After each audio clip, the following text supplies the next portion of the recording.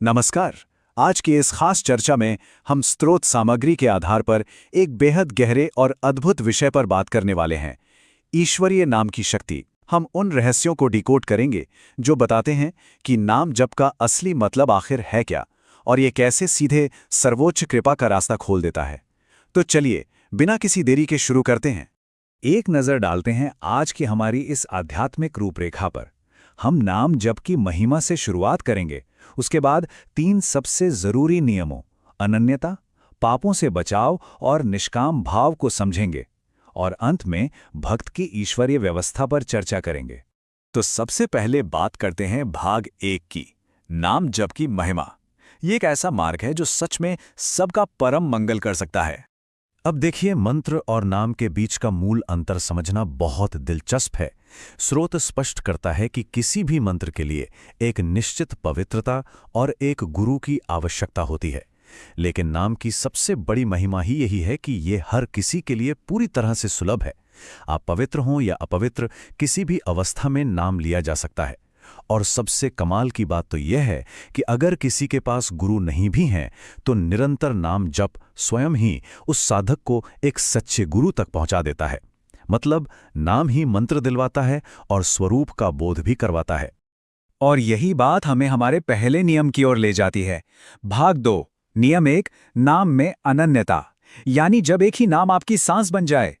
प्रस्तुत स्रोत में एक बहुत ही गहरी लाइन है, एक ही परमात्मा है, उसके नाम अनंत हैं। अब भले ही ईश्वर के अनंत नाम हों, लेकिन अगर आपको सच में आध्यात्मिक प्रगति करनी है तो किसी एक नाम को बहुत मजबूती से पकड़ना होगा। जो लोग कहते हैं ना कि हम तो बहुत से नाम जपते हैं, मूल पाठ यह दर्शाता है कि उनमें अभी ठहराव नहीं आया है। जब असली कृपा होती है तो साधक सिमट जाता है, बस पूरी एकाग्रता के साथ, उठते बैठते सोते जागते बस उसी एक नाम के प्रति अनन्य होना पड़ता है। आगे बढ़ते हैं भाग 3 की तरफ। नियम 2, पापों से बचाओ, यानी नाम की आड़ में पाप बिल्कुल ना करें।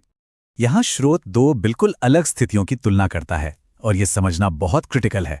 एक तरफ है भूल से हुआ पाप, मतलब अगर मानवीय कमजोरी के चलते अनजाने में कोई गलती हो गई तो उसके लिए अलग से किसी प्रायश्चित की जरूरत नहीं है, नाम की शक्ति खुद उसे नष्ट कर देगी। लेकिन दूसरी ओर है नाम की आड़ में पाप। अगर कोई ये सोचकर गलत काम करता है कि अरे मैं तो नाम जपता हूं, मेरे पाप तो अपने आप धुल जाएंगे, तो ये बहुत विनाशकारी है। ऐसा करने से हृदय की शांति पूरी तरह छिन जाती है, अविश्वास पैदा होता है और आपकी पूरी आध्यात्मिक यात्रा वहीं खत्म हो जाती है। जो हमें तीसरे अनिवार्य नियम की ओर ले जाता है। भाग 4, नियम 3, निष्काम भाव, बदले में कुछ भी ना मांगें। यहां स्रोत एक बहुत ही पावरफुल रूपक का इस्तेमाल करता है, महामणि के बदले कांच। सोचिए जरा, अगर आपके पास एक बेशकीमती हीरा हो और आप उसे चंद रुपए के कांच के टुकड़ों के लिए बेच दें, तो लोग क्या कहेंगे? बिल्कुल यही होता है जब हम ईश्वरीय नाम जैसी बहुमूल्य महामणि के बदले सांसारिक सुख सुविधाएं मांगते हैं। नाम में सर्वोच्च सत्ता को वश में करने की ताकत है। उसे इन क्षणभंगुर चीजों के लिए मांगना सच में महामणि के बदले कांच का सौदा करने जैसा ही है। इस बात को स्रोत सामग्री एक बहुत ही बेहतरीन फाइनेंशियल उदाहरण से समझाती है। यहां ईश्वरीय नाम को आपका मूलधन यानी प्रिंसिपल अमाउंट कहा गया है। अब कोई भी समझदार इंसान अपना मूलधन खर्च नहीं करता, राइट? अगर आप नाम जप के बदले दुनिया की चीजें मांग रहे हैं तो इसका मतलब है कि आप अपना मूलधन खर्च कर रहे हैं। इसके उलट अगर कोई निष्काम भाव से भजन करता है, कुछ नहीं मांगता, तो उसकी सारी सांसारिक और आध्यात्मिक जरूरतें ब्याज के रूप में अपने आप पूरी होती रहती हैं और उसका वो कीमती मूलधन हमेशा सुरक्षित रहता है। निष्काम भाव के इसी अद्भुत रास्ते पर चलते हुए अब हम पहुंचते हैं भाग 5 पर, भक्त की ईश्वरीय व्यवस्था, वो अवस्था जहां भगवान स्वयं सब संभालते हैं। अब यहां हर किसी के दिमाग में एक बहुत ही स्वाभाविक सा सवाल आता है, यदि भक्त कुछ मांगे ही ना तो उसका जीवन कैसे चलेगा? आखिर जरूरतें तो है ना। अगर नाम के बदले में सुविधाएं ना मांगी जाएं, धन ना मांगा जाए, तो घर कैसे चलेगा? स्रोत इसका जो जवाब देता है ना, वो आपके सोचने का नजरिया पूरी तरह बदल देगा। इसका जवाब खुद सर्वोच्च सत्ता के इस प्रसिद्ध आश्वासन में मिलता है, योगक्षेमम वहाम्यहम्।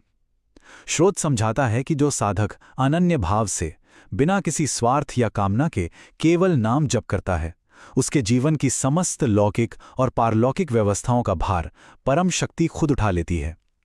जरा सोचिए, जब अनंत ब्रह्मांड को चलाने वाली सर्वज्ञ सत्ता खुद ये गारंटी दे रही है कि तुम्हारी व्यवस्था मैं करूंगा, तो फिर चिंता करने की कोई गुंजाइश ही कहाँ बचती है। इसे इस बहुत ही सटीक उदाहरण से समझिए। जब आप कहीं आग जलाते हैं तो क्या आपको आग से हाथ जोड़कर यह प्रार्थना करनी पड़ती है कि कृपया अंधकार और ठंड को दूर कर दीजिए? बिल्कुल नहीं। आग जली नहीं कि अंधकार और ठंड अपने आप गायब।